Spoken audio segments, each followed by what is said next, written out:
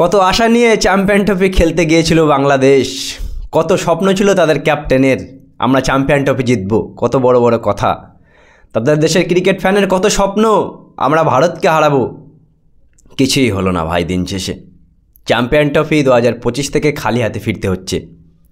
1996 সালের পর দীর্ঘ 29 বছর পর কোনো আন্তর্জাতিক আইসিসি টুর্নামেন্ট হোস্ট করছিল পাকিস্তান। তাদেরও অবস্থা ক্রাশিন ভাই। শূন্য হাতে আবারও তারা বাড়ি গেল। তারা অলরেডি এমনিতেই বাড়ি চলে গিয়েছিল বন্ধুরা। কিন্তু আজকে বাংলাদেশ ভার্সেস পাকিস্তানের মধ্যে শেষ ম্যাচটাও উপরওয়ালা হয়তো চাচ্ছিল না, ভাই তোরা আর খেলিস না, তোরা যা জঘন্য ক্রিকেট খেলিস ভাই, আমি বৃষ্টি দিয়ে দিচ্ছি, তোরা এমনি এমনি বাড়ি চলে যা, দরকার নেই তো মাঠে নেমে ক্রিকেট খেলার। বাংলাদেশের অবস্থাও তাই, পাকিস্তানের অবস্থাও তাই বন্ধুরা। দুই ভাই মিলে চ্যাম্পিয়ন ট্রফিতে শূন্য পেয়েছে এবার।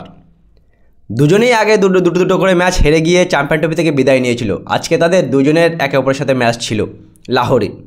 কিন্তু ভাই বৃষ্টি বা সৃষ্টিকর্তা হয়তো ইন্দ্রদেব এটা চাচ্ছিল না যে এদের ম্যাচটা হোক বা জনতা দেখুক, কারণ এদের দুই টিমই যে ফ্লপ টিম, সেই টিমের খেলাটা মানে কেউ না দেখুক এটাই চাচ্ছিল হয়তো। সেই কারণেই বৃষ্টির জন্য ভেস্তে গেল বন্ধুরা বাংলাদেশ ও পাকিস্তানের শেষ ম্যাচ।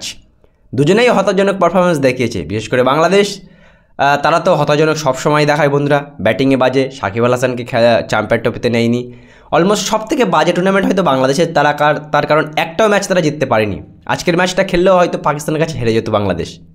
ওদিকে পাকিস্তানের কথা যদি বলি, হোস্টিং কান্ট্রি, 29 বছর পর হোস্টিং করার দেশ, তারাও এই টুর্নামেন্টে একটাও ম্যাচ জিততে পারলো না।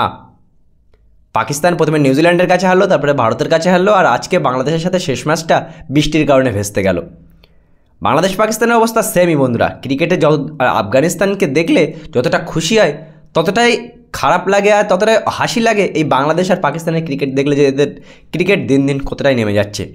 যাই হোক, চ্যাম্পিয়ন ট্রফি 2025-এ অনেক বড় বড় পাকিস্তানিরা কথা বলেছিল যে ভারত যেন ফাইনালে না উঠতে পারে, ভারত যেন পাকিস্তানে ফাইনালে না উঠতে পারে।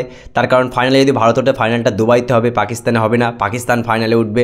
হলো তো সবার আগে বাড়ি। 29 বছর পর স্টেডিয়ামে কোটি কোটি টাকা খরচা করে কী লাভ? 3 দিনও টিকতে পারলো না পাকিস্তান টিম। ওদিকে বাংলাদেশিরা অনেক স্বপ্ন দেখছিল, অনেক আশা নিয়ে বসেছিল ভারতকে তারা হারাবে, তারা চ্যাম্পিয়ন ট্রফি জিতবে। তারাও একটাও ম্যাচ না, শূন্য হাতে বাটি নিয়ে বাড়ি ফিরতে হচ্ছে। এর নামই বাস্তবতা। মুখে বড় বড় ডায়লগ মারলে ক্রিকেট খেলা যায় না। ক্রিকেট খেলতে গেলে জিগরা লাগে ভাই। ক্রিকেট খেলতে গেলে ক্রিকেটটা ভালোভাবে খেলতে হয়। মুখে ডায়লগ, সোশ্যাল মিডিয়ায় বড় বড় চ্যাম্পিয়ন তোমরা হও, কিন্তু বাস্তবে মাঠে তোমরা শূন্য। এবারে চ্যাম্পিয়ন ট্রফিতেও তোমরা শূন্য পেয়েছো।